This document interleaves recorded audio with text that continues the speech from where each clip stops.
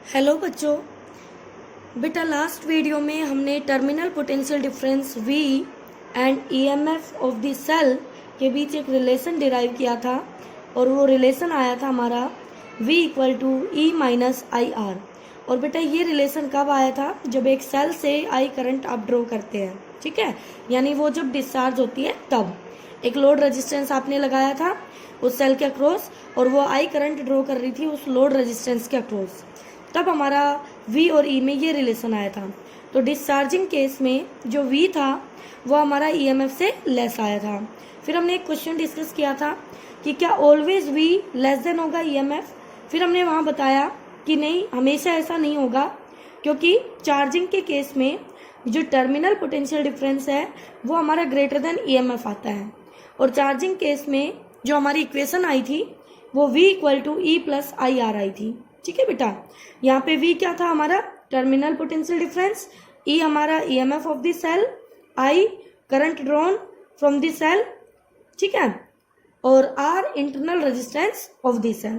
Okay बेटा, तो charging और डिस्चार्जिंग दो केस हमने डिस्कस किए थे। एक सेल के लिए, जब एक सेल को चार्ज किया जाएगा तो उसके अक्रॉस एक बड़ी बैटरी लगाई जाएगी, तब उसमें करंट फ्लो होगा उसके थ्रू, यानी उसके अंदर उसके पॉजिटिव से नेगेटिव और आउटर में नेगेटिव टू पॉजिटिव। ठीक है, डिस्चार्जिंग केस में आउटर सर्किट में सेल के पॉजिटिव से नेगेटिव की तरफ और उसके through it negative to positive. ये बातें हमने बेटा कर ली थी। आज हम बात करने जा रहे हैं ग्राफ की। बहुत ही इंपॉर्टेंट ग्राफ डिस्कस करेंगे हम, जो हमारे एग्जाम में पूछे जाते हैं और उन पे बेस्ड न्यूमेरिकल भी आते हैं। ठीक है, ध्यान से देखिए।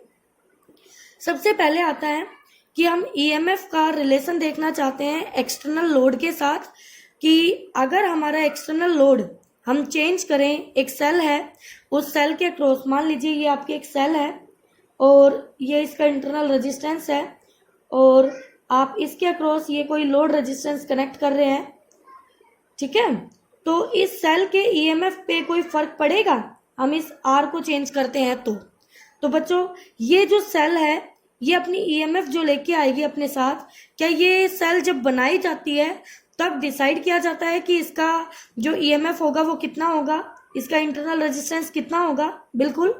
तो क्या ये R ये डिसाइड करेगा कि उसका EMF उसके लगने से बदलना चाहिए? नहीं, क्योंकि ये ऑलरेडी डन है, ये ऑलरेडी आपके पास मार्केट से तैयार होके आया है सेल।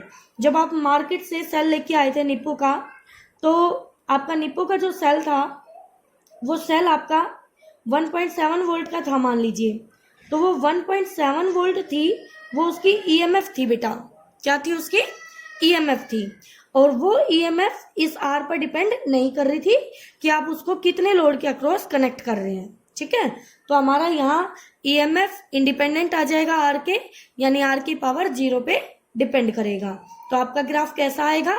इंडिपेंडेंट के लिए पैरेलल टू एक्स एक्सिस, जो R रेजिस्टेंस वाली एक्सिस के पैरेलल है। तो R बढ़ता जा रहा है बट EMF अपना सेम है, कांस्टेंट है, वो इस पे डिपेंड नहीं कर रहा है। अब बात आती है नेक्स्ट ग्राफ की। बहुत ही इंपॉर्टेंट ग्राफ है बेटा।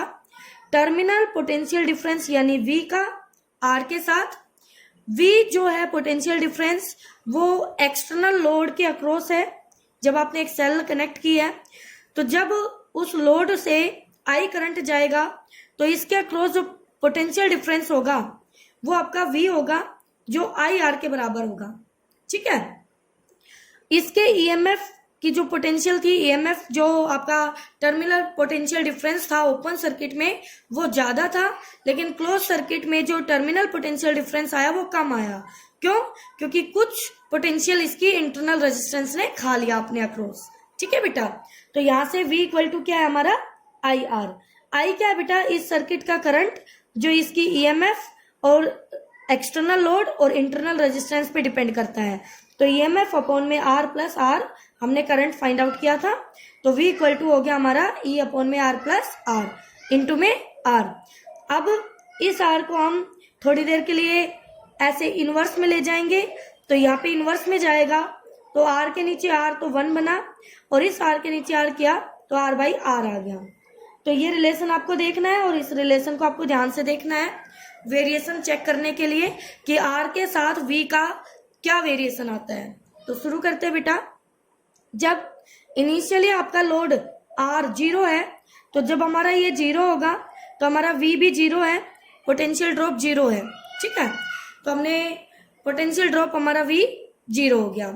उसके बाद देखिए बेटा, जब ये आर आपके internal resistance of the cell के इक्वल हो जाएगा, दोनों बराबर होंगे, तो देखना यहाँ से जब ये दोनों बराबर होंगे तो ये कैंसिल होके 1 प्लस 1 आपका 2 यानी E/2। तो जो मैक्सिमम आपकी ईएमएफ है उसका आधा रह जाएगा यानी E/2। तो मान लीजिए यहाँ जाके आपका आर के इक्वल हो गया, तो ईएमएफ कितनी होगी उस रेजिस्टेंस वैल्यू पर यानी ईएमएफ नहीं sorry V, terminal potential difference क्या होगा E/2 होगा बेटा। आगे फिर आप आर को इंक्रीज करते जाएंगे, आर को बढ़ाते जाएंगे, तो ये टर्म आपकी कम होती जाएगी, डिनोमिनेटर में टर्म डिक्रीज होती जाएगी और ये पोटेंशियल डिफरेंस यानी टर्मिनल पोटेंशियल डिफरेंस आपका इंक्रीज करता जाएगा। ठीक है, अब ऐसा नहीं है कि वो ई से ज्यादा हो जाएगा। तो लास्ट में देखिए इस ईएमएफ की लाइन को आपने डॉटेड लाइन ड्रॉ किया है और ये पर्पल लाइन से आपको दिखाई दे रही है टर्मिनल पोटेंशियल डिफरेंस का ग्राफ। तो ये इसके पैरेलल आप ऐसे ले जाके छोड़ देंगे बेटा, इससे टच मत करना। ठीक है, तो ये था आपका सेकंड ग्राफ, बहुत ही इंपॉर्टेंट है। अब देखिए नेक्स्ट ग्राफ जिसपे न्यूमेरिकल भी पूछे जाते हैं, और वो ग्राफ है हमारा terminal potential difference V versus current, terminal potential difference V versus current. ठीक है बेटा, सबसे पहले हमें अपनी मेन इक्वेशन का यूज करना है। तो ये थी हमारी मेन इक्वेशन, ये स्टार इक्वेशन है बेटा आपकी। इस इक्वेशन को आपको ध्यान रखना है, V = E-IR।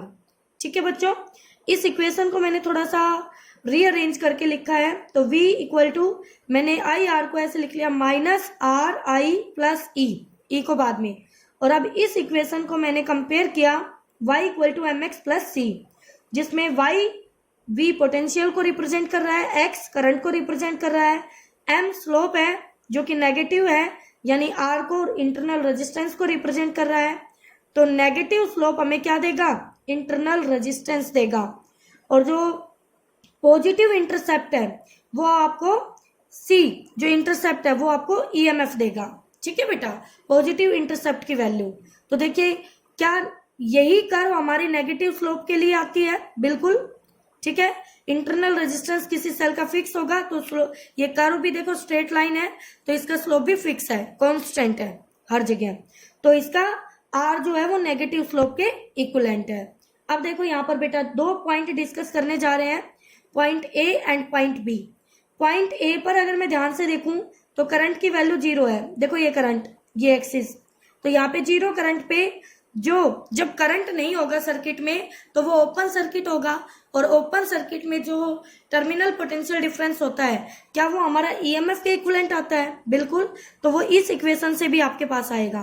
तो यहाँ देखिए जैसे ही करंट की वैल्यू 0 की, क्या ये टर्म 0 हो गई, तो V = क्या आ गया E, यानी कि सर्किट में जब करंट 0 होगा तो जो V आएगा वो ईएमएफ ऑफ दिस सेल होगा। ओके बेटा, ओके। आगे नेक्स्ट पॉइंट देखिए बी पॉइंट पे आपका करंट देखो मैक्सिमम हो चुका है, धीरे धीरे बढ़ के देखो। तो बी पॉइंट यानी जहां पे ये लाइन आई करंट वाली एक्सिस को कट करेगी वो मैक्सिमम करंट देगा। ठीक है, और यहाँ पे अगर ध्यान से देखें तो V टर्मिनल पोटेंशियल डिफरेंस 0 हो चुका है। तो हमने कहा एट पॉइंट B V हमारा 0 हो गया और I हमारा मैक्सिमम हो गया। तो स्टार इक्वेशन क्या बन गई, V = ER E-IR। V को 0 कर दिया बेटा, E को एज इट इज बेटा, -I को मैक्सिमम बेटा, R को एज इट इज। तो क्या R का रिलेशन आ गया है EMF/I मैक्सिमम, यानी इस तरह की जो कर्व होगी, ऐसी जो कर्व होगी उसमें अगर मुझे A और B वैल्यू का पता है, इनका डाटा मालूम है, तो यहां से मुझे EMF मिल जाएगा सेल का, और यहां से मुझे सर्किट का मैक्सिमम करंट मिल जाएगा, और इन दोनों के रेशियो से मुझे उस सेल का इंटरनल रेजिस्टेंस मिलेगा बेटा। ठीक है, तो बहुत ही आसानी से आप न्यूमेरिकल कर सकते हैं। तो एक न्यूमेरिकल डिस्कस कर रही हूं मैं आपके साथ, देखना ध्यान से क्या कह रहा है इसमें। गिवन प्रॉब्लम में ये कह रहा है कि potential difference across the terminal of a cell against different current shown in figure. इस फिगर में दिखाया गया है करंट वर्सेस पोटेंशियल। ठीक है बेटा, तो अब देखिए स्टार्ट करते हैं। हमें फाइंड आउट क्या क्या करना है। ईएमएफ ऑफ द सेल निकालना है, मैक्सिमम करंट निकालना है बेटा, और इंटरनल रेजिस्टेंस निकालनी है बेटा। और आप अगर लास्ट टॉपिक आपने अच्छे से समझा है तो आपको पता है सीधा सीधा ये जो पॉइंट होता है हमारा जब करंट जीरो, तो ये पॉइंट हमें ईएमएफ देता है ई, और ये पॉइंट हमारा जहाँ पे ये आई एक्सिस को कट कर रहा है ये हमें आई मैक्सिमम देता है बेटा। और ये दोनों वैल्यूज हमें पता है, तो इन दोनों का रेशियो हमें इंटरनल रेजिस्टेंस देगा बेटा। या दूसरा तरीका, आप इस कर्व का स्लोप निकाल लीजिए बच्चों। ठीक है, तो देखिए यहाँ पे आई जीरो, तो ई आपका वी के इक्वल होगा। ठीक है, तो ई हो गया हमारा 1.4 वोल्ट। उसके बाद यहाँ पर वी आपका जीरो है बेटा, इस पॉइंट पर जहां आपका आई मैक्सिमम है, तो ये आई मैक्सिमम हो गया 0.28। ठीक है बेटा, उसके बाद आर इक्वल टू हो गया ई अपॉन में आई मैक्सिमम, दोनों की वैल्यू पुट की और ये आ गया आपके पास 5 ओम। तो बच्चों इस तरह से आप न्यूमेरिकल कर सकते हैं। अगली वीडियो में हम ग्रुपिंग पढ़ेंगे, सेल्स की ग्रुपिंग, सीरीज में सेल हो या पैरेलल में सेल हो तो उनका ईएमएफ और उनका इंटरनल रेजिस्टेंस इक्विवेलेंट कैसे फाइंड आउट किया जाएगा। ओके बच्चों।